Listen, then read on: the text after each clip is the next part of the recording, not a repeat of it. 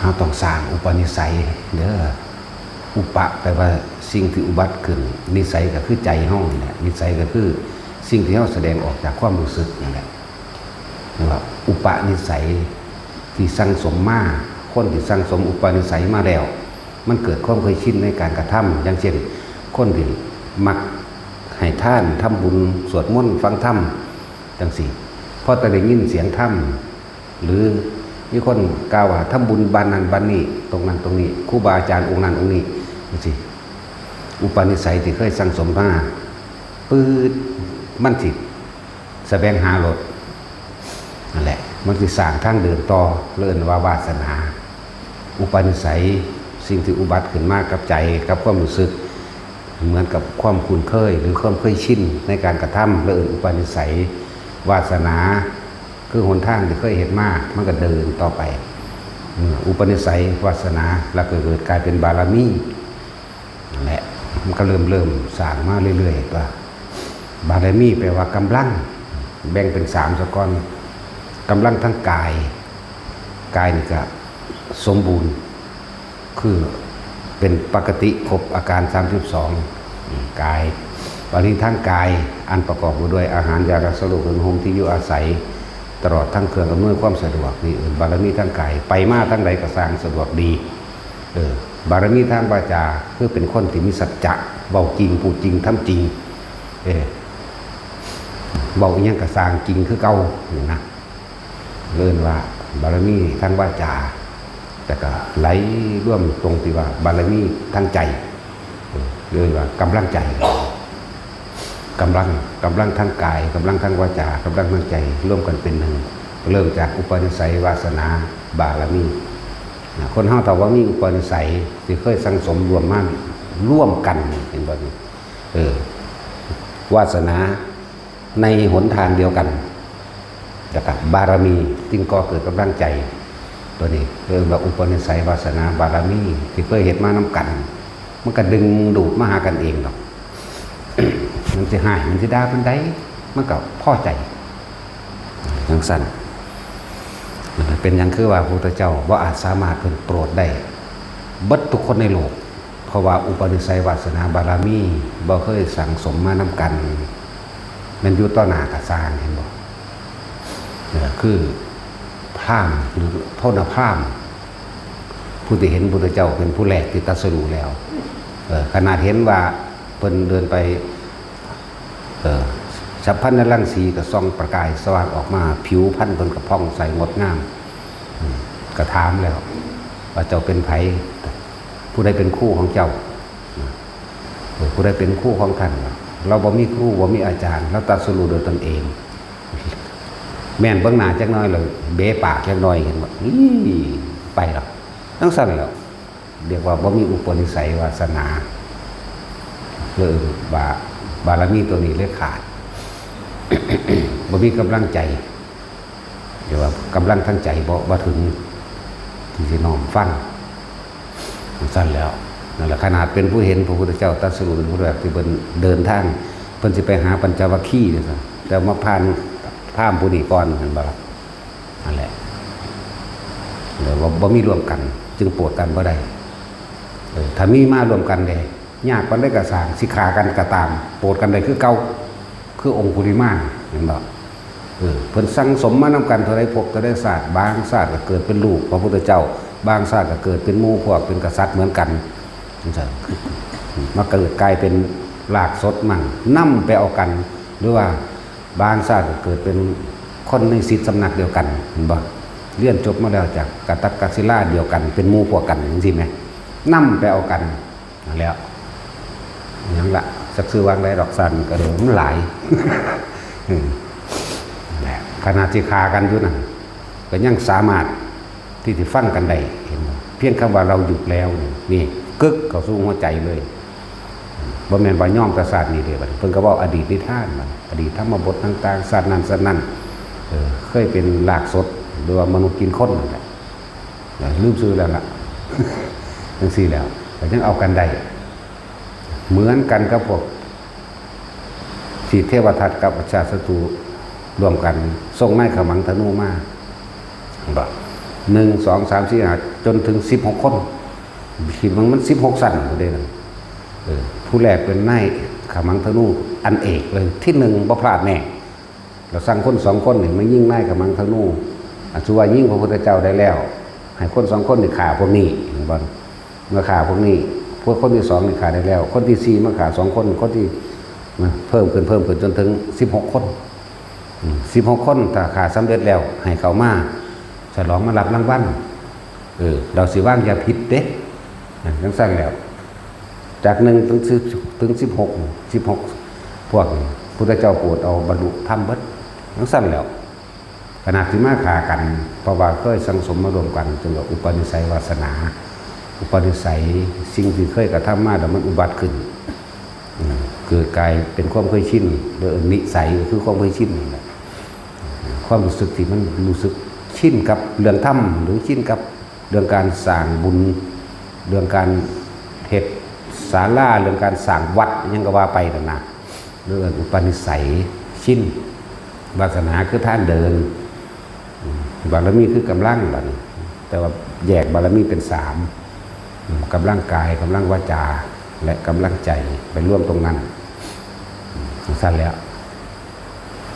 เป็นใหญ่เป็นโตมันใดมันก็ย่อมกันเด้จักบ่ล่ะแบบย่อมถอดหยุดถอดศักดิ์ศรีทั้งโลกออกมันย่อมนั่นแหละเอิ้นว่าเคยเดินทางมารวมกันมาคำว่าเดินทางคือวาสนานั่นเองสั้นนั่นแหละว่ามีบุญอันยังเหตุไปซะก่อนพวกเฮาก็ดีอย่าเพิ่งอยากบรรลุเจ้าตัณหามาขวางมั่นเหตุไปก็สิก็เกิดเป็นพระพุทธเจ้าแต่ละพระองค์สิเกิดขึ้นคือพระพุทธเจ้าเฮานี่กว่าคนที่มีกำลังใจสิเป็นแม่พระพุทธเจ้าได้ผู้หนึ่งเนี่ยมันไม่ธรรมดาเด้บ่ซั่นสิว่าเนิ่นนานถึง40อสงไขยบ่ตั้งแต่ปรารถนาลึกๆอยู่ในใจนี่เว้าร่วมเด้อคิดแรกของเพิ่นเองกับพระปุราณทีปังกรสัมมาสัมพุทธเจ้าพระปุราณทีปังกรไล่ขึ้นไป40อสงไขยนี่อันความคิดแรกนั่งวิสุทธินี่ล่ะอีหยังก็ วิสุทธิดาเป็นน้องพระพุทธเจ้าเลยนั่นน่ะน้องพระพุทธเจ้าองค์นั้นชื่อว่าพระปุราณทีปังกรนั่นน่ะแต่คนเราแม่จักบ่ล่ะผู้นี้เป็นน้องแต่ว่าเป็นผู้หญิงนี่พระโคดมเฮาเป็นผู้หญิงนั่นแล้วมีความลึกๆอยู่ในใจเฮ็ดจังใดกูสิได้เป็นพุทธเจ้าน้อนั่นขนาดนั้นแล้วพุทธเจ้าองค์นั้นก็บอกวิธีให้ถือศีล8ได้อย่าผัวแล้วก็มีความปรารถนาให้เป็นผู้ชายเด้อคนเฮ็ดตามนั้นก็ได้เป็นผู้ชายซะก่อนน่ะแล้วก็ผ่านทั้งช่วงระยะเวลานั้นพูนจนว่าออกปากจังมีคนมาปรารถนาว่าอยากเป็นแม่ผู้นั้นเมื่อผู้นั้นสิเป็นแม่นี่มีคุณสมบัติขนาดใดผู้สิเป็นพ่อผู้นั้นผู้สิเป็นครูอีกโอ้ยพอแห้งไหลรวมลงมาลึกๆในใจ20อสงไขยเด้พวกเจ้าเอ๋ยมาออกปากอีกเท่าใด16มาได้รับพุทธธรรมได้อีก4จังซี่แม่มันธรรมดานี่จังมามีครูอันนั่งสุมิตรามาปรารถนาขอเป็นครูบารมีบ่แม่นปรารถนาผู้เดียวเด้เป็นล้านๆคนเด้นั่นแล้วจังว่าไม่รู้จะหาคนอีกจำนวนมากเพียงเท่าไหร่จึงจะพบบุคคลที่เสียสละเพื่อผู้อื่นเสียสละทุกอย่างแม้กระทั่งชีวิตตนเองเพื่อผู้อื่นได้แม้เพียงคนเดียวนี่นั่นเห็นบ่ล่ะนี่ใช่มาลัดเอาแค่ซี่อสงไขยแสนกับสุดท้ายนิดนึงเด้นั่งสุมิตานี่ก็เลยคือนั่งพิมพ์ผ้าเดี๋ยวนี้แหละจากว่าล่ะบาเพิ่นบวชแล้วจักเพิ่นได้ฉายาหยังนะกัจจายนาเทลีเนาะสื่อยาวๆเลยฉายาคือฉายาพระแบบนี้แหละแล้วมันเป็นของยากเป็นอย่างนี้พวกเขามาโหมาเห็นแล้วคือว่ารัดเอาวิธีของเพิ่นโหลดเนาะ เอาหม่องมั่นโหลดไหมก็ต้องไปบำเพ็ญอย่างยากหรอกเพราะว่าทุกคนน่ะมีอุปนิสัยมีวาสนามาพ่อโตทุกคนแล้วมันจังมาฟังมันจังมาเข้าใจเหลือแต่กำลังใจสุดท้ายว่าที่ทิมได้บ่นี่จักบ่คือเคยเทียบเอาไว้พวกเจ้าอุ้มลูกน้อยอยู่นั่นไหม จักขวบหนึ่งกำลังหัดปุกปักปักหัดยางนี่นะเลือกขวบ8 เดือน6 เดือนคือหลานอีบูดตุกปุกอยู่นั่นไหมเนาะถ้ารถนิพพานมากพวกเจ้าจะต้องบ่คิดอย่างเลยโดดขึ้นรถนิพพานเลยเด้พวกเจ้ายังสิไปได้นะขนาดนั้นเด้ต้องนั่นแหละเรียกว่าบารมีแปลว่ากำลังใจบัดนี้นี่กำลังตัวสุดท้ายแล้วพวกเจ้าต้องตัดสินใจโดดออกให้ได้พวกเฮาผ่านการเกิดเวียนว่ายมานานแล้วแม่นบ่รู้เห็นความทุกข์ยากลำบากแล้วรู้เห็นคักแล้วยังสิบ่กล้าตัดสินใจกระโดดหนีอยู่บ่เนาะบ่ซั่นก็ไปเกิดน้ำมันนี่แน่ก็อาศัยคนที่เฮาผูกพันเลยอาศัยคนที่รักคนที่ผูกพันนั่นแหละจังว่าสร้างมาเรื่อยๆคือการให้ท่านสิสละความเห็นแก่โตเด้คือแนะนำมาเรื่อยๆนั่นแหละหลายคนท่านทางท่านยังเห็นแก่โตเนาะท่านเราขอโดยภาษาบาลีแปลออกมาอย่าหวังผลในทางจะมีจิตผูกพันในผลในทางจะมุ่งการสังสมถึงในความอยากได้และอยากเป็นนั่นแหละแน่เดินภาษาเฮ้าบอกง่ายๆพวกเจ้าท่านขอนั่นขอนี่ขอได้นั่นขอได้ดีขอเป็นนั่นขอเป็นนี่มันว่าเป็นธรรมดาเลยขอเป็นผัวเป็นเมียกันอีกขอเป็นลูกเป็นหลานกันอีกเหมือนว่าสั่นมันเป็นแค่นั้นเด็เบิ้งดูหนึ่งมันขอไปใส่เห็นแก่โตบ่ล่ะกระสังสั่นตัวเพราะอย่างพวกเข้าถือคำว่าความปรารถนาสุขคิดว่าความสุขต่างๆความสมหวังต่างๆสิให้ความสมหวังแก่ตนความสมหวังหรือความสุขต่างๆสิเป็นของมั่นคงเนาะมันมีดอกมันมีเลยนั่นแหละมันต้องใจเดียวขนาดนั้นเด้ขนาดว่าลูกน้อยกำลังบอกน้ำมันอันนี้แตบได้เนี่ยนี่กินเบิ้งเด้อเอาสิรถนิพพานมากพวกเจ้าต้องโดดหนีจากมันเลยจังสิไปได้พี่จักว่าล่ะอันนี้สิไปได้อยู่บ่แต่เห็นมานี่เนาะว้ายรถนิพพานมาแล้วอุ้มลูกแลนเลยทั้งที่มันแลนเป็นมันจะไปทั้งนั้นได้แต่นี่ถ้าเฮาบ่สังสมถ้าเฮาบ่เข้าใจการให้ท่านเฮาก็ยังขออยู่บัดการให้ท่านนี่รู้จักแล้วพอการขอพอความปรารถนานี่เองเฮ็ดให้เวียนว่ายแต่เกิดเฮ็ดให้ตัดความอาลัยบ่ได้แม่นบ่ตัดความอาลัยตัดความผูกพันบ่ได้มันยังปรารถนาความสุขบ่จากพัดพลากจากสิ่งที่รักจากบุคคลที่รักอยู่นี่แม่เนาะมันเลยขอเห็นบ่นั่นขออันดับแรกขอเพื่อให้ร่ำรวยให้อยู่ดีมีสุขก็เพื่อบุคคลที่รักนั่นแหละแม่นบ่ล่ะร่ำรวยอยู่ดีมีสุขก็อยากให้บุคคลที่รักมีชีวิตที่สุขสบายมีชีวิตที่มีอำนาจบ่เจ็บบ่ไข้บ่ป่วยพร้อมพวดธรรมดาบ่มันเลยบ่เข้าใจธรรมชาติเลยบ่เข้าใจความจริงทุกคนเคยขอบ่ได้จังนี่ถือปัดทุกคนก็แล้วกันน่ะฮอดพวกอยู่บ้านบ่มาเพิ่นก็ถือเคยขอบัดพออยากได้ความสุขความสมหวังอยากให้บุคคลที่รักอยู่สุขสบายมีอยู่มีกินบ่เดือดบ่ร้อนแม่นบ่ล่ะอยากให้เขามีชีวิตดีฐานะอันมั่นคงแม่นบ่ล่ะก็เลยขอให้ร่ำให้รวยถูกหวยรวยเบอร์ไปขอบ่ให้เก็บบ่ให้ไข้บ่ให้ปวดบ่ให้ป่วยไปบัดนี้เนาะเอาไปมาเลยชินในการขอว่าถ้าเป็นยังขึ้นขอโลด ขอน้ำเบิดได้บัดนี้ว่ามันขอธรรมดาขอน้ำโพนขอน้ำต้นไม้ขอน้ำภูเขาเอามาขอน้ำเจดีย์นั่นว่าสัตว์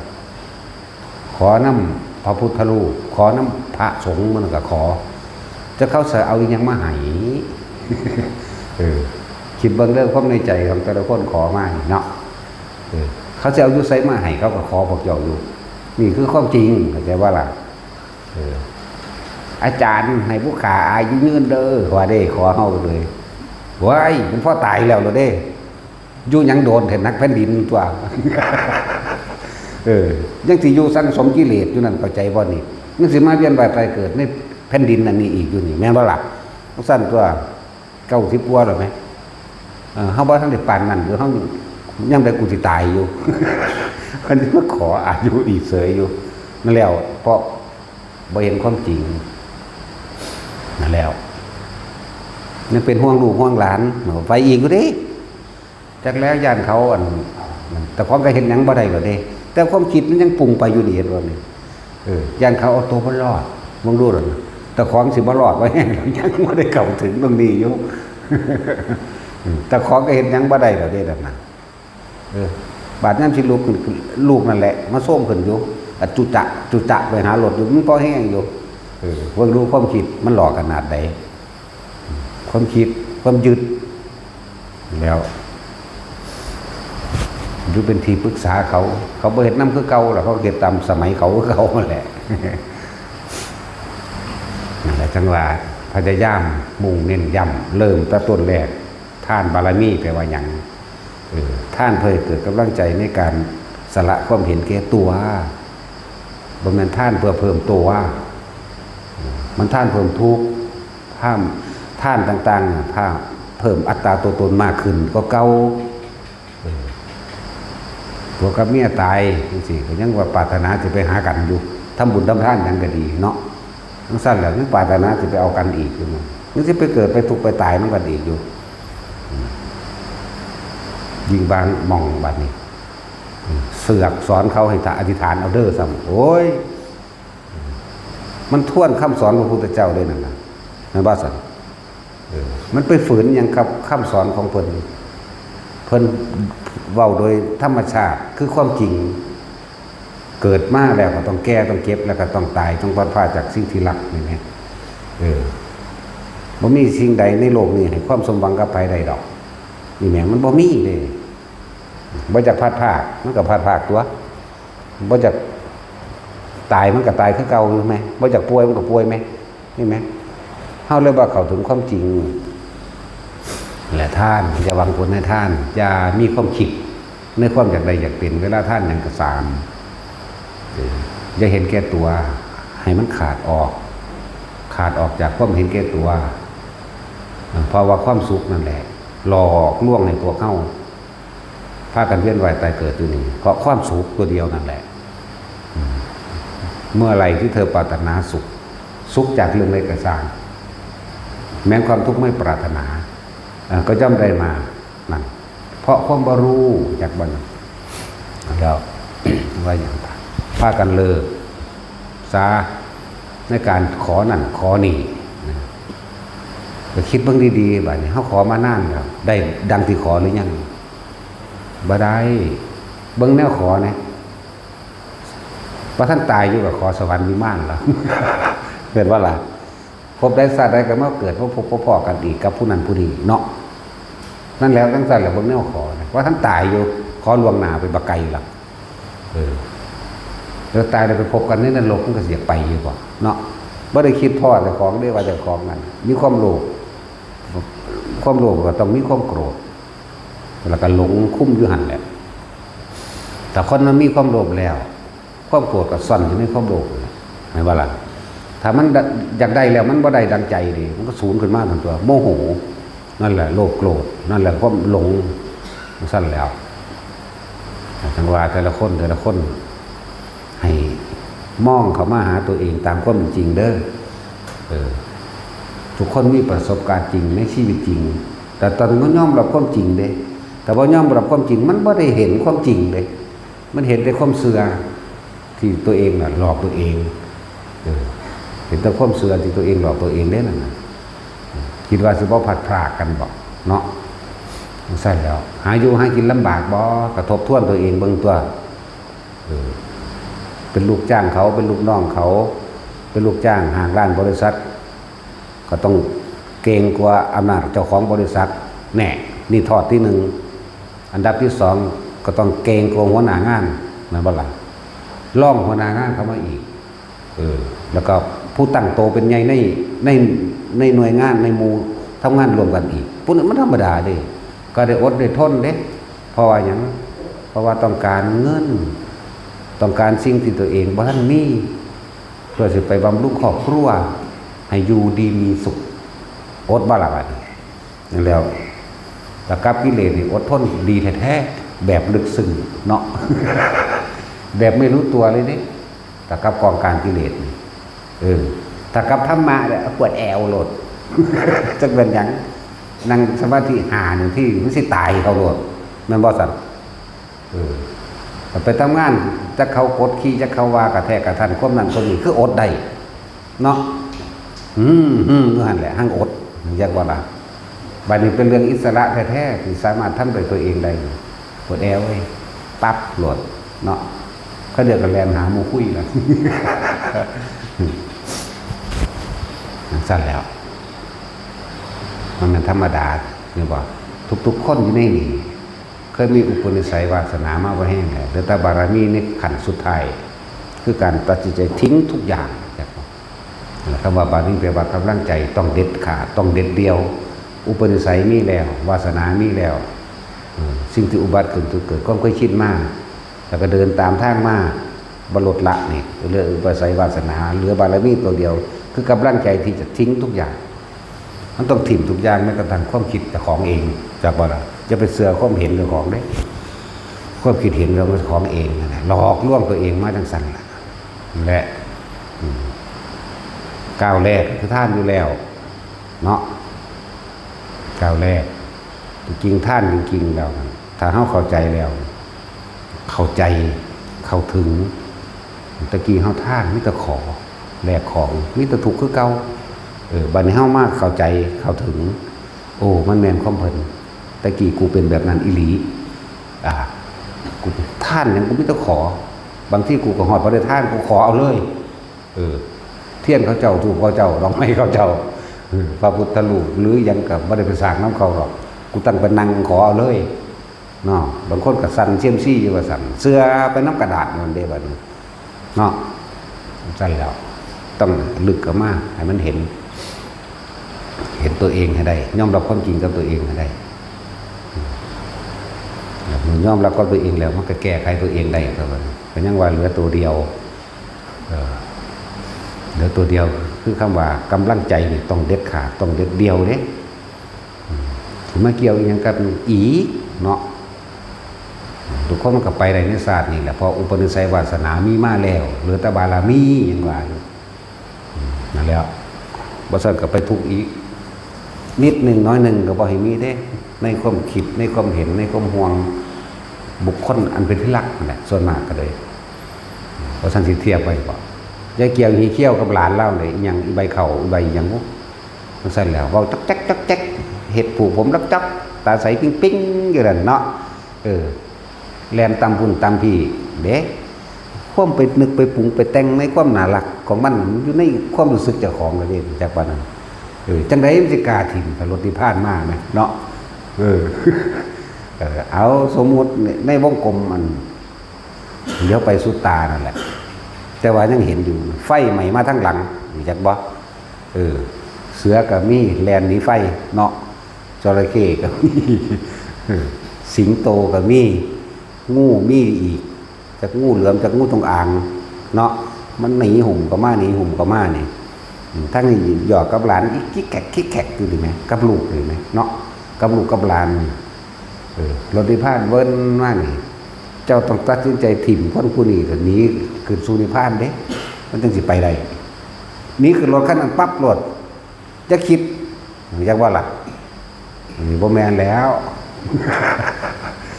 อุ้มลูกหลานอุ้มลูกได้แล้วหม่ำหนีเลยละบาดนี้มีรถนิพพาน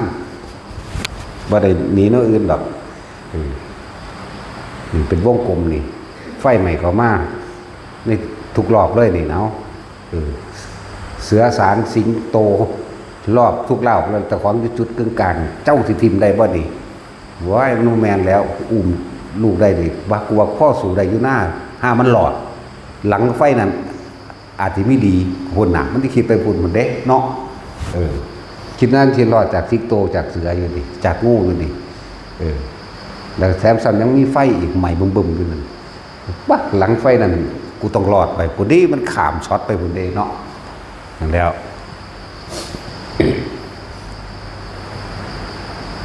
อันคือลูกอีบูดจังสิล่ะลองเบิ่ง ตุ๊กปุ๊กตุ๊กปุ๊กมาอยู่นะเฮ็ดปากน้ำมันเป็นตะสั่งเรียงอยู่เด้นะมันมีภาพในใจมันหลายๆได้ก็รู้สึกปากนั่นขาแล้วนี่จมูกจำมั่มนั่นยืดซื้อกับขั้นแขวมันเด้เอามากอดแล้วเอาข้างถูน้ำหนานตาน้ำแขนน้ำขามันเด้มันบ่หัวกับเป็นหยุ่มมันหัวก็เอาตีนมาถูข้างของเด้วันนี้ดมอยู่สัตว์น้ำตีนมันขามันนั่นแหละเนาะว่ายรถที่พลาดมาแล้วกูยันอุ้มลูกแลนอยู่100% เลยล่ะบวกพร้อมบวกอีก100 ล้านหรือกูไปบางหันว่ากูคิดว่ากูต้องสู่สิงโตได้หมดแล้วเสร็จแล้วธรรมดามันบ่แม่นของง่ายกับบ่แม่นของยากดอกถ้าค่าคิดมันยากทั้งนั้นแต่บ่คิดง่ายง่ายหวยบ่วายมันตะลุ่นมื้อนี้แล้วพวกขัวพวกกลัวกำลังตุตะนี่เนาะทิมยังให้กินเบิดสวบเบิดมันก็ดีใจเด้เนาะสั่นแล้วหวยเอารุ่นฮอดผีเสื้อสมุทรนี่พอใจคอนเอาบักอามรุ่น30 ปีแล้วห้วยลุกแม่ลาอามรถที่พาดมาแล้วดีแม่ลากมันเอาพุ่นแล้วลากมันปิวปันหมักนนหมุนบุ๊บผ้าลูกนี้รถที่พาดธรรมดาบ่ขนาดรุ่น30แล้วก็เด้บ่ธรรมดาเด้เรื่องมันนี่เอาบ่ได้เว้าเล่นเด้เว้าจริงๆเด้อแต่เฮ็ดได้นั่นแล้วนั่นแหละเพิ่นจังคอยให้พวกเฮาเริ่มก้าวแรกคือท่านก็จะไปบังผลในท่านนี่มันสิบ่ห่วงความอยากได้อยากเป็นจะบังผลในท่านได้มีความคิด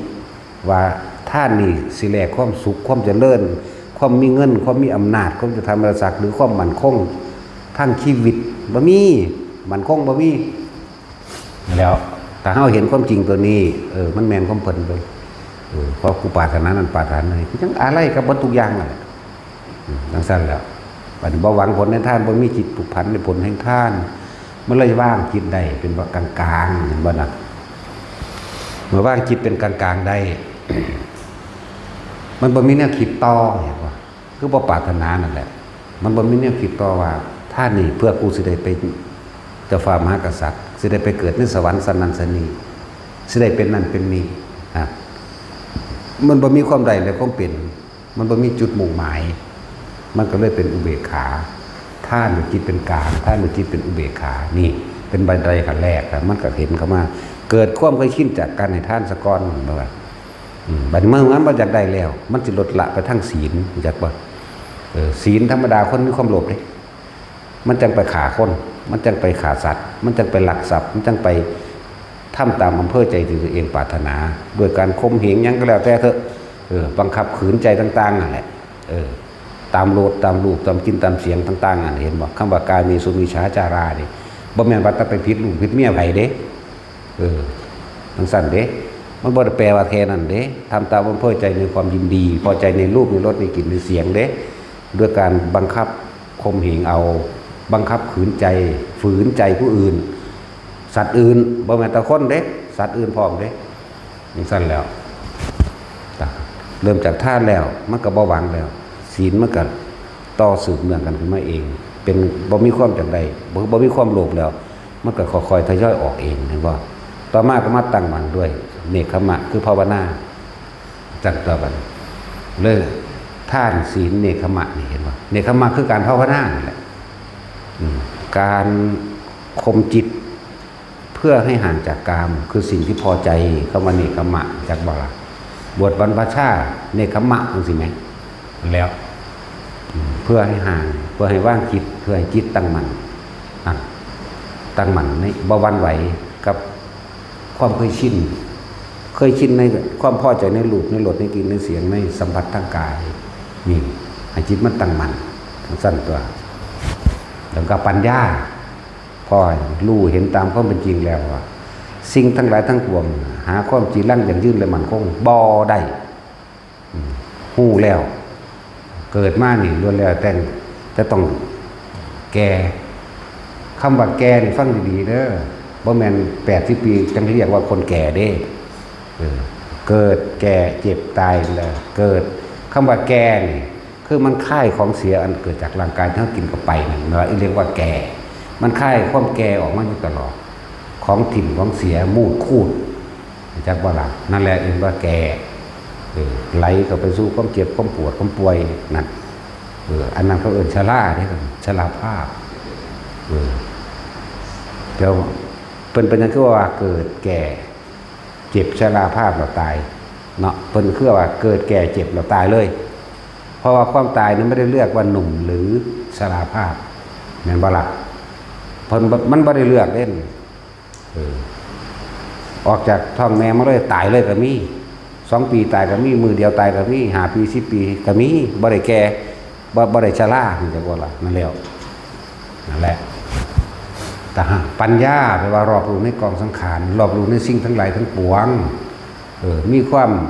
เกิดเป็นธรรมดามีความเสื่อมสลายเป็นธรรมดามันรู้แล้วถ้ามันรู้ตัวนี้แล้วมันก็ย้อนกลับขึ้นมาสู่คำว่าภาวนาทำสมาธิซะนะนี่นั่นแหละ แต่มันรู้แล้วบัดนี้คำว่ารู้รอบรู้ในกองสังขารรู้แจ้งตามความเป็นจริงในอริยสัจมันในสิ่งทั้งหลายทั้งปวงมันในอนิจจังทุกขังอนัตตามันหรือว่าปัญญาแต่ว่าเหตุตั้งแต่กุศลละเลยทีเดียวการคิดว่าจะละนั้นยังไม่ใช่ถ้าละต้องไม่คิด จึงมีวิริยะคือความเพียรพยายามจากบ่ละความเพียรพยายามที่จะละนั่นแหละ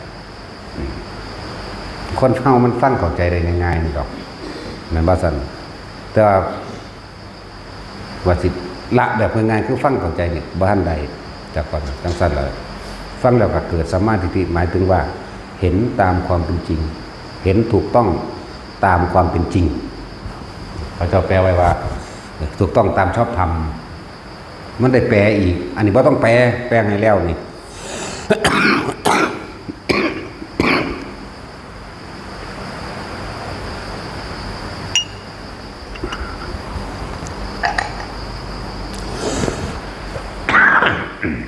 เห็นถูกต้องตามความเป็นจริงแล้วก็ต้องสิละเลยทีเดียวโดยการบังคับเอาเลยกับบ่ได้อีกเป็นโลภอีกแบบนึงเป็นเกิดเป็นโกรธเป็นมาอีกแบบนึงนั่นว่าล่ะก็เลยต้องมีความเพียรพยายามกระทำไปในความเพียรพยายามที่สิรักษาใจตนเองให้ตั้งมั่นนั่นแหละอยู่ในสมาธิให้เกิดจิตตั้งมั่นเพื่อให้บ่หวั่นไหวต่ออารมณ์เก่าๆที่มันพุดขึ้นมั่งที่มันกระทบกระทั่งไม่มั่งบ่ล่ะแล้วก็ต้องมีความอดทนไปพร้อมจากบ่ล่ะมีความเพียรพยายามแล้วก็เลยต่อด้วยความอดทนแล้วก็ในความอดทนนั้นก็เพราะว่าเห็นความจริงสัจจะความจริงของสิ่งทั้งหลายทั้งปวงเหมือนเดิมนั่นแหละความจริงของโลกถ้ากูข่มใจว่าได้กูได้ทำกรรมสิ่งนี้ลงไปกูก็ต้องมารับกรรมสิ่งกูทำมันจะข้างตกไปในอารมณ์ความรู้สึกนี่นั่นว่าสัจจะโรกิยะสัจจะสัตว์ทั้งหลายเว้นไว้แต่เกิดเพราะบังคับข่มเหงใจตัวเองว่าได้กระทำไปตามความยินดีพอใจได้รูปได้รสได้กินได้สัมผัสจึงเป็นเหตุให้สัตว์ทั้งหลายเว้นไว้แต่เกิดอย่างเช่นตัวของเองนี่แบบนี้นะอะไรต้องมีการบังคับเลยว่าขันติพอเห็นสัจจะพอเห็นความจริงบุคคลผู้พ้นไปแล้วนี่บัดนี้เป็นโลกุตระสัตว์เพิ่นเฮ็ดจังได๋เนาะเฮาไปอ่านเบิ่งประวัติเพิ่นพุทธเจ้าทิ่มตัณหาและอุปาทานพุทธเจ้าทิ่มหม่องนี้นี่เองเฮ็ดจังได๋เฮาสิทิ่มได้คือเพิ่นแหมก็ต้องเรียนรู้แบบเพิ่นเฮ็ดไปแบบเพิ่นเนาะสั่นตัวนั่นแหละโลกิยะสัจจะโลกุตระสัจจะจึงเอาสัจจะตั้งไว้เลยมีการบังคับข่มใจของเจ้าของไว้บางที่หลายๆอย่างเกิดขึ้นเมื่อรู้สัจจะแล้วเพื่อให้ตัวเองอยู่โดยปลอดภัยโดยมีเมตตาจากว่าสัจจะเมตตาก็ไม่มีอธิษฐานก่อนนั่นแหละ สัจจะอธิษฐานะเลยตั้งใจมุ่งมั่นสู่จุดหมายที่ตัวเองปรารถนานี่ทานศีลเนกขมะปัญญาวิริยะขันติสัจจะเราตั้งใจก่อนเนี่ยตั้งใจมุ่งมั่นสู่จุดหมายที่ตนเองปรารถนาเรียกว่าอธิษฐานบารมีคือต้องเข็ดใจเข้มแข็งไว้กับสิ่งที่ตัวเองมุ่งมั่นสู่จุดหมายไว้นั่นเอง อันนี้ก็เริ่มให้ตัวเองคำว่าเมตตาคือหยังตัวเขาเองก็บ่ต้องการให้คนมาเบียดเบียนนั่นบ่ล่ะบ่ให้คนมาหลอกลวงบ่ให้คนมามอมเมาในหลายๆอย่างตัวเขาเองไปทั้งใดก็ช่างก็อยากให้มีคนช่วยเหลือเหมือนกันฉะนั้นเขาก็ต้องให้ผู้อื่นก่อนช่วยเหลือเขาก่อนนะแต่เมตตาที่แท้จริงโดยไม่หวังสิ่งใดตอบแทนเด้บาปนี่แน่มันก็เหมือนการให้ทานนั่นแหละนั่นเหมือนกับการให้ทานการแนะนำวิชาความรู้สิบ่หวงบ่แหนซัดออกจนเบิดเข้าใจว่าล่ะแนะนำจนเบิดสุดทางก็เลยหรือการช่วยเหลือโดยอาหารยาละสรดเครื่องนึ่งห่มที่อยู่อาศัยบอกแนะแนวทางต่างๆตลอดทั้งให้เครื่องใส่ต่างๆในการอำนวยความสะดวกให้เขาไปแล้วโดยบอกสิ่งใดตอบแทนเขามันจึงจะเป็นเมตตาแท้เรียกว่า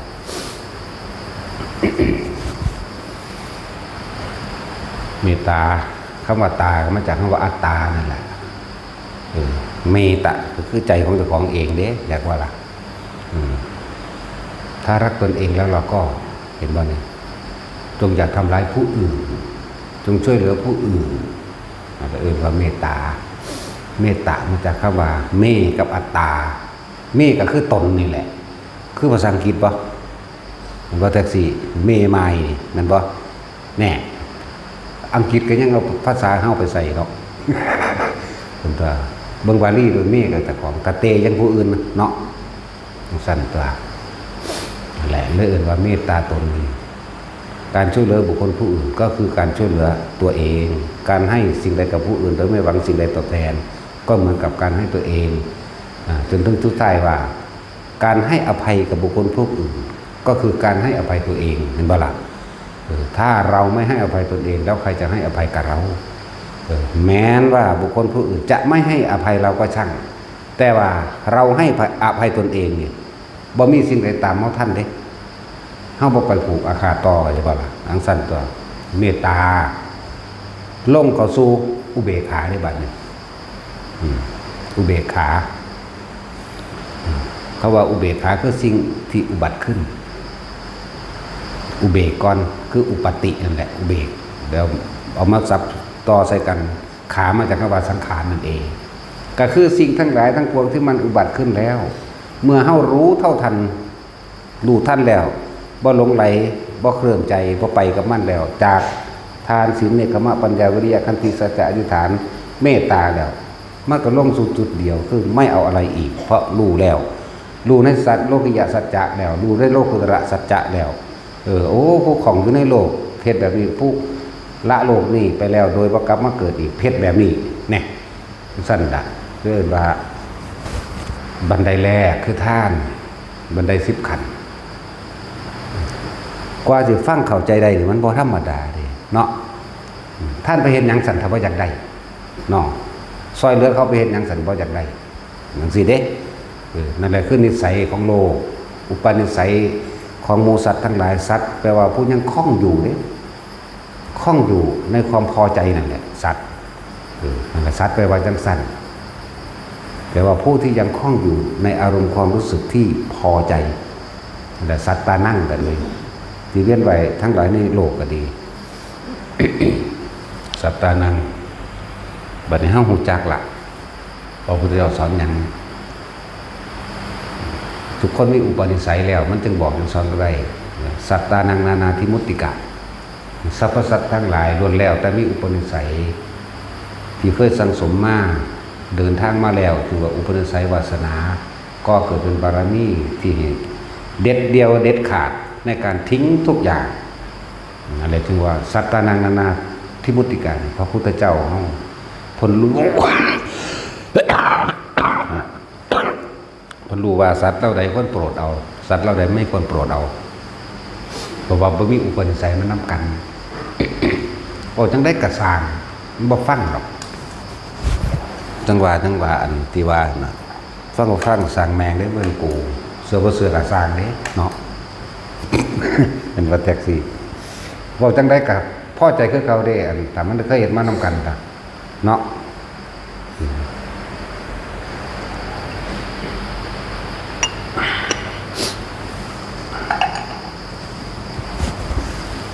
จังว่าบอกหมู่ภิกษุสงฆ์ ทั้งหลายที่บวชเข้ามาแล้วอันดับต้นแรกให้ศึกษาพระวินัยก่อนพวกเจ้าย่าวันไหวต่อหลักพระวินัยเด้เอาพระวินัยได้เป็นใหญ่เพราะว่าเจ้าของพระท่านได้หูหยังถ้าทุกคนมันมีพระวินัยเป็นตัวยึดเป็นตัวเกาะเป็นตัวลักไว้แล้วมันบ่วันไหวในพระวินัยแล้วธรรมคือความจริงที่เฮาสิไปประสบต่อไปอีกอันเกิดจากความพอใจมันบ่พอใจมันหรือสรรเสริญนินทามันจะเกิดขึ้นอยากบ่ล่ะสรรเสริญนินทาจะเกิดขึ้นภิกษุสงฆ์ทั้งหลายบวชของเราให้ศึกษาพระวินัยเมื่อศึกษาพระวินัยแล้วก็ศึกษาพระธรรมคำสอนเมื่อศึกษาพระธรรมคำสอนนี่แล้วอย่าวันไหวในธรรมบัดนี้จักว่าไผสิเว้าในได้ก็สร้างพวกเจ้าเป็นผู้นำทางจิตวิญญาณบ่แม่นมันไปตามใจคนนี่แปลว่าวุ่นแปลว่าวายแปลว่าวุ่นวายคนต้องมี2ขึ้นไปคณะนี่ต้อง2ขึ้นไปนั่นแหละภาษาไทยเอ่นว่าคนภาษาบาลีว่าคณะเริ่มจาก2คนขึ้นไปนั่นแหละเริ่มว่าวุ่นสั้นถ้าเฮาเข้าใจหลักธรรมหลักวินัยดีแล้วเนี่ยไผสิซักซ้วนซักจูงให้ไปทำพิธีใดๆก็ช่างมันบ่ไปตามเลยจิตมันตั้งมั่นเกิดเป็นบารมีขึ้นมาดอกนั่นแหละตัวนั่นแหละที่ว่าเป็นหยังเพิ่นคือบ่วันไหวเป็นหยังเพิ่นคือด่าคนแท้เป็นหยังเพิ่นเพราะว่าเฮาเอาคำว่าธรรมคำว่าความจริงออกมาเว้าดิมันบ่ด่าไผได้จริงๆนั่นน่ะความจริงมันบ่มีเจตนาด่าไผแต่ว่ามันเป็นธรรมอยากบอกมันเป็นความจริงที่ผุดขึ้นมาว่าไปเลยมันบ่ได้ทองมาเว้าผู้ใดฟังได้มันว่าขึ้นไปเราเองโลดนั่นแล้วถึงการแสดงธรรมจึงเป็นไปตามอัธยาศัยของไผของมันคือเขามาขอร้องว่าหลวงพ่อเว้าอันเผาลงได้บ่แบบนั้นแบบนี้เผาหาแม่นี่บ่มันเป็นอัธยาศัยจักว่าล่ะธรรมทั้งหลายเหล่านี้มันบ่ได้ไปทองจำมาเด้มันบ่แม่นหมอลำเว้ยเนาะหมอลำยังทองจำมาเด้เพลงยังทองจำมาเด้เนาะสิมันบ่ได้ทองจำกับไผเด้นี่มันเป็นของมันขึ้นมาแล้วนั่นแหละคือว่าอยากให้เผาลงได้บ่ว่าเด้นี่ตะกูเห็ดแห้งขึ้นเก่าๆแล้วนี่สะอ่อนแมงบอกภาษาคนเนาะใช่แล้วฟังกับฟังบ่ฟังกับสางเด้บ่แม่นกูโลดเด้สั่นตัวนั่นแหละจึงว่าพระพุทธเจ้าเพิ่นมีพยานโดยสัตตานังนานาธิมุติกายานเพิ่นฮู้ว่าอุปนิสัยทางใดสิโปรดได้หรือโปรดบ่ได้นะบางพวกจังซี่เวลามาบอกกับแทกเพิ่นสอบกลับเด้อย่าลืมเด้บ่แม่นได้ว่าเพิ่นบ่สอบกลับเพิ่นเฮ็ดให้ศูนย์ให้เก่าๆอีกก็ได้เพิ่นจะมองโลกสวยแล้วเพื่อว่าเพิ่นบ่ด่าเป็นจังสิว่าด่าโมฆะบุรุษนี่มันเลวกว่าหยังสั่นพวกเจ้าว่าแม่นบ่สั่นด่าพระนี่ด่าโมฆะบุรุษพุ่นเด้มันหยังสั่นมันบ่แม่นคนความหมายนั่นแต่สิว่าโอ้ยบักสัตว์มันก็ได้ล่ะเนาะกระโมฆะบุรุษก็บ่แม่นคนแหมด่าบ่ล่ะจะไปเอาดีๆนะไปหยังแต่ละด่าอยู่มันหยังสิบ่ด่าแต่ว่าเฮาบ่ได้ถือว่าเพิ่นด่าบัดนี้แต่เพิ่นบ่ฮักเฮามันบ่วางสั่นดอกนั่นไปหั่นเด้นี่คือผู้มีอุปนิสัยร่วมกันทั้งสั่นตัวลองเบาๆนำเบิ่งรู้ไปก็ดีเนาะน้อยใจเครียดเสียใจถ้าด่ามันพอใจเด้บัดนี้เนาะนั่นคือพวกมีอุปนิสัยเคยทำมาร่วมกันมันยอมสั่นแหละ ถึงบอกว่าพระพุทธเจ้าเฮานี่เกิดมาหลายพระองค์คักแล้วนับบ่ได้เฮาสิมาเงิดหยังภาษาจังซั่นแม่นบ่ล่ะเว้าไปตามหลักธรรมเด้อเว้าไปตามสิ่งที่มันเป็นขึ้นมาโลดเฮาบ่ได้ไปหลักจำของผู้ใดมาไงเฮาเป็นเอาเองก็ว่าไปตามที่มันเป็นตัวเนาะสั่นแล้วว่าให้ฟังได้บ่ได้ว่าให้เชื่อนี่เว้าประจำพูดให้ฟังมันได้พูดให้เชื่อแล้วถ้าฟังแล้วกูบ่เชื่อก็ไปทดลองเอาหันตัวเนาะถ้ามันหูมันเห็นแล้วเชื่อบ่เชื่อก็สร้างแล้วเรื่องของเจ้ามั้ยเป็นความจริงของเจ้าเองเจ้าสิยึดหรือเจ้าสิปล่อยก็เรื่องของเจ้าเด้อันนี่ต่างหากนั่นแหละบ่ฟังบ่ได้บอกให้เชื่อหลักการเพิ่นก็บอกคืออย่าเชื่อแม่นบ่ซั่น เพราะการได้ยินดังฟังสืบต่อกันมาอย่าเชื่อเพราะเคยถือทำประเพณีกันมาอย่าเชื่อเพราะบุคคลผู้นั้นสมควรเชื่อทั้งสั้นเลยอย่าเชื่อเพราะการใส่เหตุผลตันกะแห่งตนอีกพวกนั้นมันธรรมดาเลยบ่ได้เชื่อฮอดจัดความคิดเจ้าของนอกบัดสุดท้ายเนี่ยนะอย่าเชื่อแม้ว่าเราตถาคตเป็นครูของเธอสุดยอดบ่บัดนี้คนเด้เราเบิ่งเด้อถ้ามึงบ่เสียกูว่ะเนาะลองเบิ่งแต่มึงบ่เสียกูหรอที่ย่านแต่เขาบ่เคารพนับถือเนาะถือมันหนักหางอย่างนั่นแหละทุกคนก็เอาไปพิสูจน์ตัวเองเท่านั้นอันที่เว้าออกไปกูบ่เชื่อเว้ยกูจะน้อมเข้ามาใส่กูเองเบิ่งก็น่าเนี่ยแต่ว่าไปตัวเนาะจริงหรือบ่จริงก็สร้างเจ้าแล้วในประสบการณ์ชีวิตจริงของพวกเจ้าท่านเราขอคือเพิ่นว่าบ่นอนนี่โอ้ยแม่นอีหลีแต่ว่ากูบ่เชื่อก็สร้างแล้วเนาะแต่ของเห็นมาตั้งสั่นจริงๆไหมก็สร้างเด้นั่นน่ะจักว่ากระสร้างนั่นแต่ช่างมันแต่กระสร้างไปว่าจังสั่นฉันไม่แคร์พร้อมเอาไปพิสูจน์เอาเองหมู่เราภิกษุสามเณรทั้งหลายบวชเข้ามาแล้วควรศึกษาพระวินัยเป็นอันดับต้นอย่าเพิ่งเว้าเรื่องธรรมะอย่าเพิ่งแลนสอนคนมันสิปวงมันสิเป็นไปทำไมบางคนท่านบวชสั่นแลนสอนเขาหนีอยู่ว่าสั่นมาบางกรดึงเขาไว้กับพี่กูหัวว่าสั่นคือกันแล้วนั่นแหละมันเป็นความเชื่อเพราะถ้าได้เป็นความจริงได้นั่นแล้วก็เป็นความหลงตนเองว่าเจ้าของหูนั่นหูนี่ได้นั่นทั้งสั้นแหละว่าเขาจะเป็นตัวของตัวเองได้ต้องอาศัยศาสดาคือพระวินัยเด้อถ้าทำได้วินัยนี่แหละแทนเราตถาคตก็ต้องอาศัยตัวนี้ยั่งอยู่ตัวเดียวนี่ไผสิเคารพนับถือบ่เคารพนับถือก็ช่าง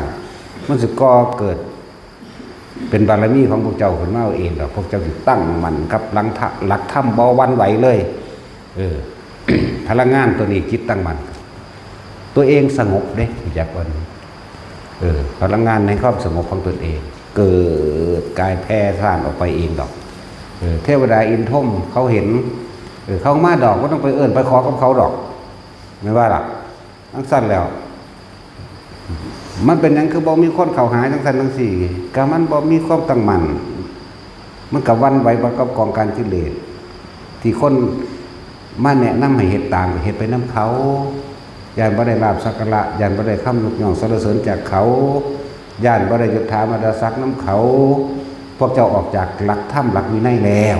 แม้ว่าละบาดนั่นแหละจึงบอกว่าผู้ใดไปอยู่ไสก็สร้าง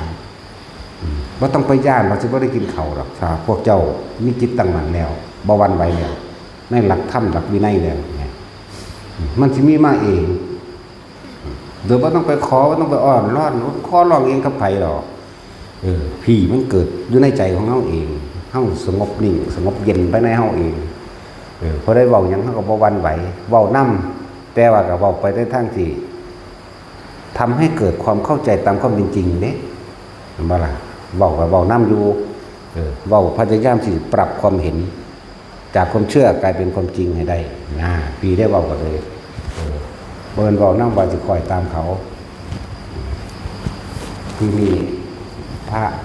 มี2 องค์หนึ่งเฮ็ดจังได๋เฮาสิได้กฐินไปนิมนต์วัดอื่นเนาะว่าเด้ไม่ว่าล่ะต้องสั่นต้นวันไหวไปหรอกย่านบ่ได้เงินย่านหลายอย่างนั่นแหละหรือหาเงินเข้าวัดว่าเด้อ้างว่าหาเงินเข้าวัด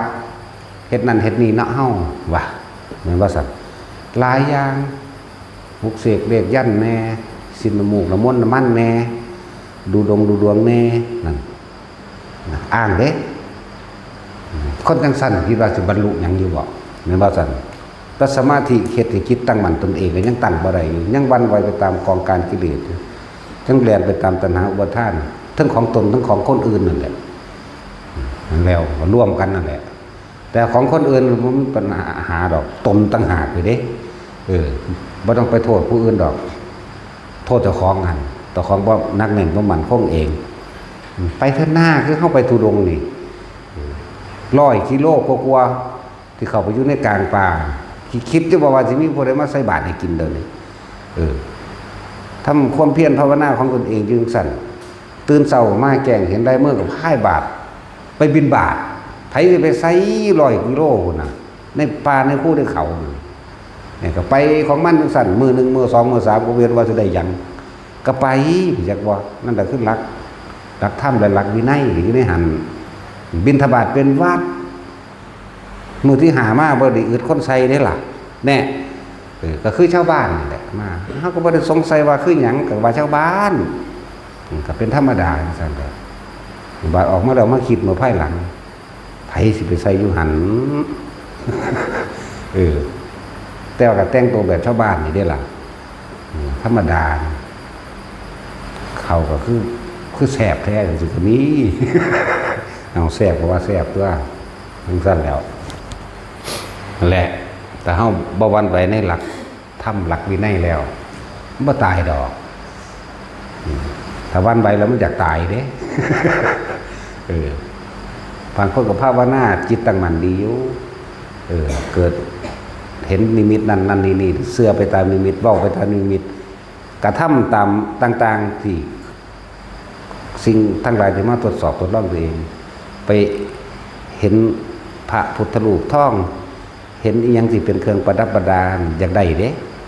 เสือกตายก็เล่นสิบอกไงนั่นแหละจะเสือแนวนั้นแล้วหลอกล้อนตัวเองแล่นตกภูเขาตายเองก็มีนะตกเหวตายเองก็มีนะนั่นแหละ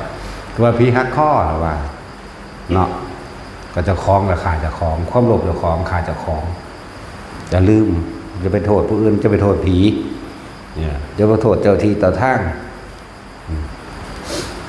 โทษเจ้าของแต่ของมาเกิดเองแท้ๆเนาะจะไปโทษว่าทำนั่นทำนี่มีนั่นมีนี่ผู้เขาดันต้นไม้นี่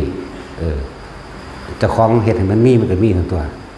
แต่เจ้าของคิดว่าพอมีมันสิมีอย่างเดียวนี้เนาะแม้มันสิโคโมต่อหน้าต่อตาย่างออกมาจากเงาไม้กกไม้แท้ๆนี่ย่างผ้ามันหลุดก็สิเป็นอย่างถ้ามันคนรีมันก็ต่ำทั้งตัวเนาะอันนี้มันสิต่ำอย่างก็ว้าวไปโหลดเนาะแต่สิแต่คิดซื้อกันแลนแล้วได้นั่นเพราะถ้าโดยไปใส่กันนายุกาคนหลายๆก็ยังญาติได้นั่นธรรมดาสิไปบอกเรื่องอย่างผีมันมีได้ความคิดแต่ของ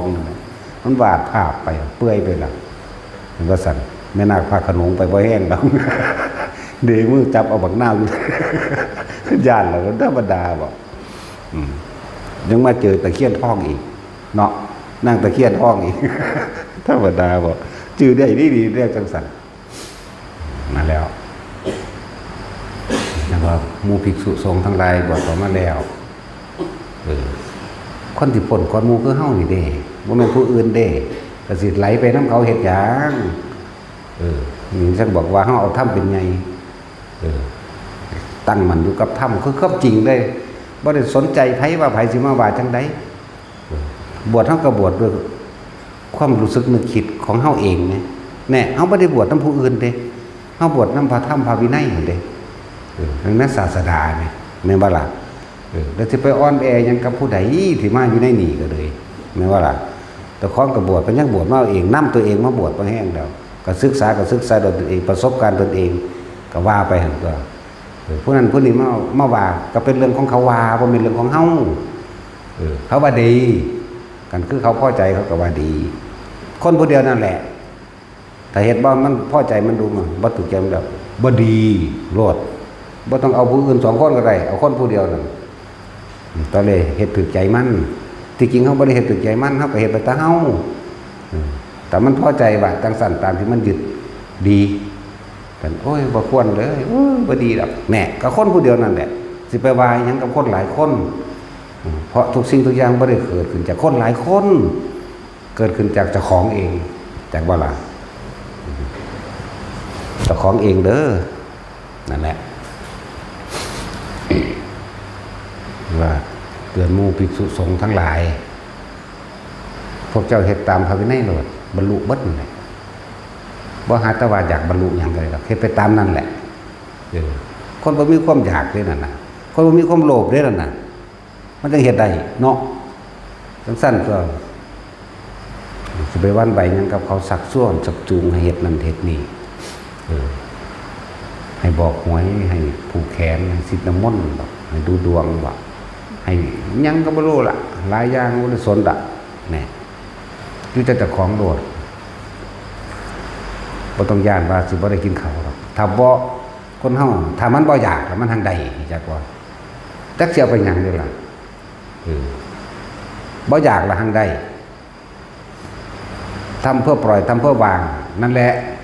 ทางมาหลาย ทำเพื่อให้ได้มาเนี่ยบ่มาที่แต่จะเอื่นว่าความสงบแสงแห่งบุญหรือแสงแห่งความสงบหรืออนุภาพแห่งศีลกลิ่นของศีล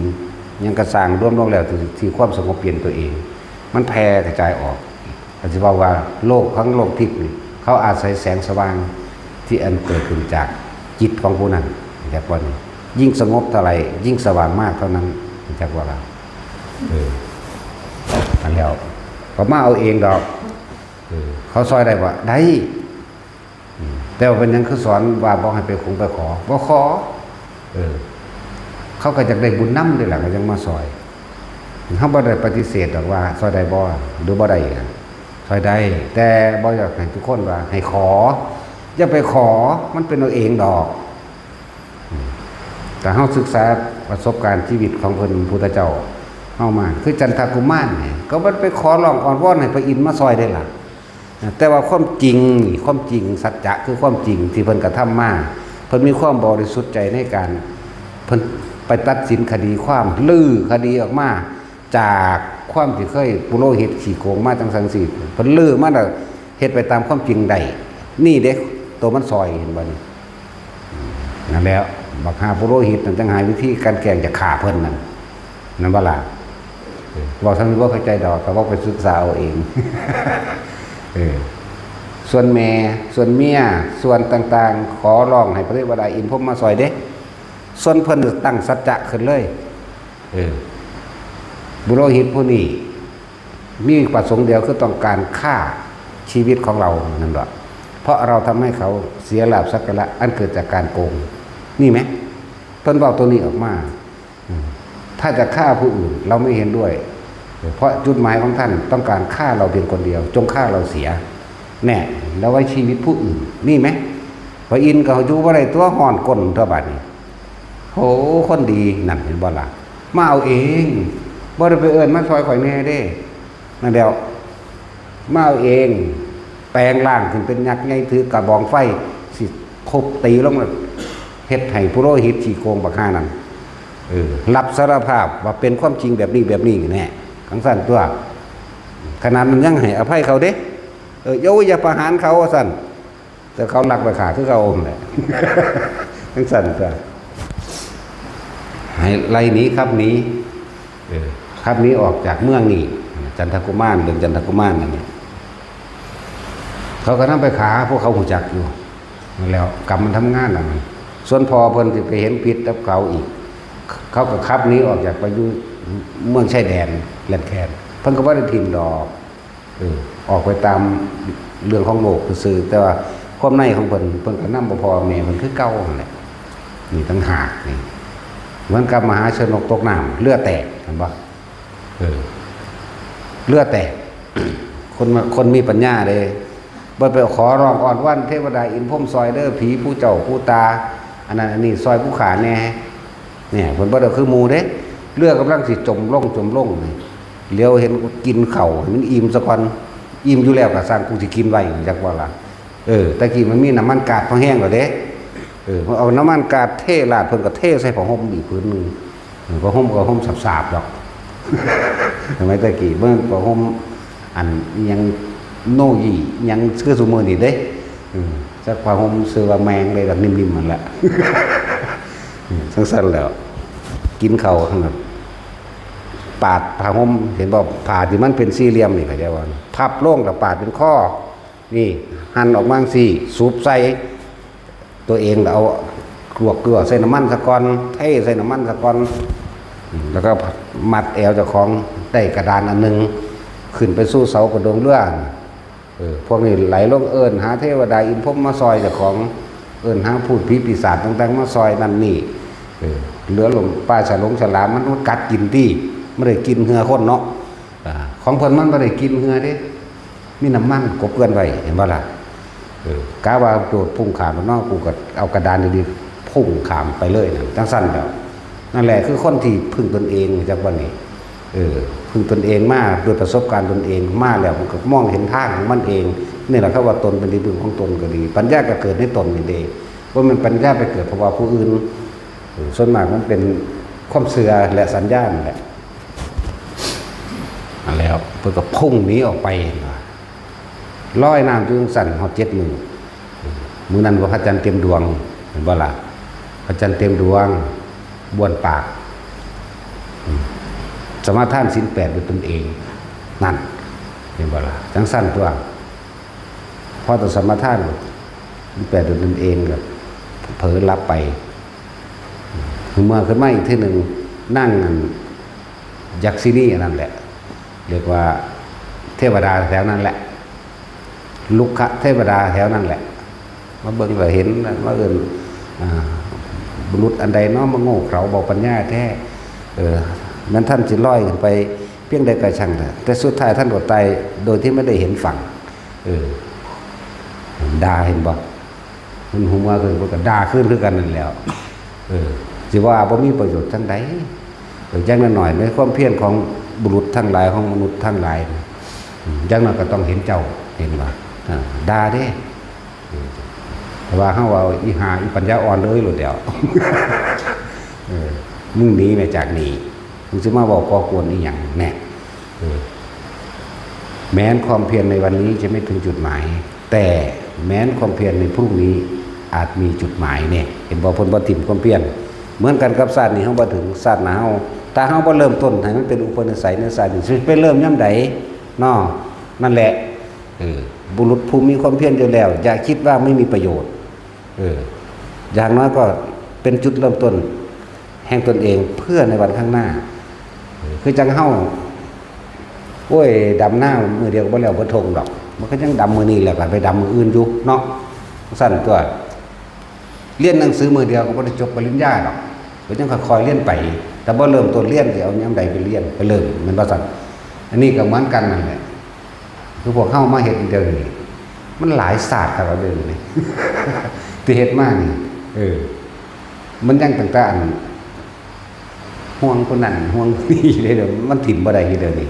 นี่แล้วให้มันเป็นบารมีอันสูงสุดนั่นเลยเนาะนั่นแหละเพิ่นบ่ได้ไปเอิ้นผู้ใดมาซอยเด้นั่งผีเสื้อสมมุติว่าถูกด่าสำเร็จนั่นน่ะจังซั่นแล้วบ่รัดเอามันยาวอยู่เด้เพิ่นสิไปแก้แค้นได้จักบ่เพิ่นหนีมาจากเมืองทีมิลาพอเพิ่นถึกขาหนีมาจากน้ำแม่เห็นบ่พุ่นละไปฝึกหัดอยู่เมืองกัตตกศิลานั่นล่ะจากพระราชสีอีกแล้วบ่หม่อมพระราชสีจักเถื่อเนาะตัดสินคือดังในบ่เมืองนี่แหละสุดท้ายแล้วเพิ่นบอกว่าบุรุษผู้มีความเพียรแม้นว่าจะไม่สำเร็จในวันนี้ก็เป็นเหตุเป็นปัจจัยให้ต่อในวันพรุ่งนี้ก็หมายเพิ่นแล้วอีนั่งผีเสื้อสมมุติสุดท้ายก็อุ้มเอาอยู่ได้ล่ะพูนอุ้มไปถิ่มไปเมืองทีเมล่าเอาไว้ใต้ห่มบกจังหอดห่มบกได้ไว้จักก้อนห่มบกมีหินโขดพอดีนอนง่ายๆนั่นแหละห่มก็พอดีจากหันเพราะมันเป็นห่มใหญ่มันทึบจังใส่แล้วพอดีพระราชาเมืองนั้นตายกับผู้ฆ่าพ่อเพิ่นนั่นแหละก็ได้ลูกสาวไว้ผู้หนึ่งนั่งสั่นแล้วก็นั่งพิมพ์ผ้าล่ะถ้าว่าลูกสาวก็เลยสั่นแหละพระราชาผู้ตายกับเทวทัตคักๆล่ะรู้จักว่าล่ะแต่จะเว้าเรื่องเกี่ยวกันมาแล้วก็ดีนั่นแหละมักๆดอกกับว่านิทานหูสั้นสังรองเกิดจากให้ว่าตะต้นเด้นั่นแหละเนาะเห็นว่าตัดสินลงตัดสินนั่นแหละตั้งแต่ซากรากมันแม่นว่าอยากเว้าอยากให้ฟังนั่นซั่นแล้วและถ้าเฮาบ่มีความเพียรในวันนี้แล้วพรุ่งนี้จะเอาความเพียรมาจากไหนเพราะว่าเฮาทำความเพียรเอาไว้ต่อเป็นอุปนิสัยเมื่อมันอุปนิสัยอุบัติเกิดขึ้นแล้ววาสนาคือทางต้องเดินตามไปอีกเมื่ออุปนิสัยวาสนาก็เกิดเป็นบารมีเป็นกำลังใจอันเด็ดเดียวอัน เด็ดขาดได้ตัวค่อยๆเฮ็ดไปไม่ต้องเฮ็ดแห้งหรอกที่จริงนะแต่พูดถึงว่าตอนนี้ทุกคนได้ทั้งนั้นเด็กแต่สิเด็ดเดียวเด็ดขาดหรือมีความเพียรต่อเนื่องบ่สันตติแปลว่าสืบต่อเนื่องมีความเพียรต่อเนื่องบ่นะเมื่อความเพียรต่อเนื่องแล้วมันก็เกิดเป็นความตั้งมั่นตัวนั่นเวลาแล้วเฮาพยายามละความคิดเห็นต่างๆถึงบุคคลที่รักมั่งถึงบุคคลที่เกลียดมั่งสัตว์มั่งสิ่งของทรัพย์สมบัติพัสถานและเรื่องราวต่างๆมั่งการบ่นำเรื่องราวต่างๆของมาคิดนั่นแหละเอิ้นว่าการ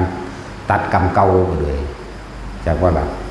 ผู้ใดอยากละกรรมเก่าได้หรือว่าตัดกรรมเก่าได้ก็คือจะนำเรื่องเก่าๆมาคิดตัวพยายามนี่แหละเพียรเห็นบ่พยายามก็เลยพยายามสติ